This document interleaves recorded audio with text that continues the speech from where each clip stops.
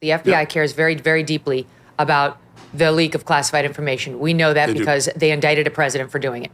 They indicted a former president who has the ability to declassify information with really the wave of his hand, the stroke of a pen, in Donald Trump. So they went after him for having classified information at Mar-a-Lago. They accused him of waving it around in a document, allegedly showing it off. That's bad. That's bad. We have to have the rule of law, they told us. So he got indicted down in Palm Beach County, Florida, by Jack Smith in a federal prosecution after an FBI raid of Mar-a-Lago looking for said classified documents, because it's very, very wrong to have classified information or to leak classified information that you shouldn't.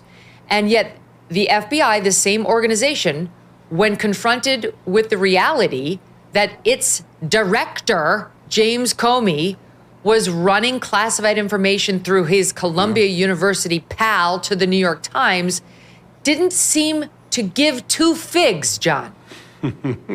Well, I want to be fair to the FBI. The FBI agents themselves seem to give quite a few figs. They were working hard to solve this.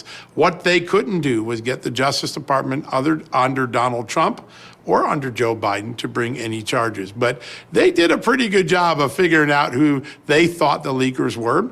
And I think one of the great moments, and that's why they land on Richmond, right? Let's walk through one of the episodes that the memo lays out.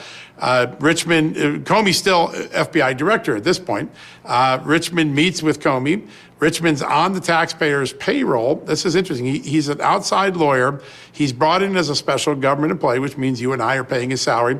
And his goal is to work around the press office that we all already pay for the FBI and who's trained in how to handle these issues. And Comey gets him a top secret security clearance so that he can access all the information that Comey wants to leak.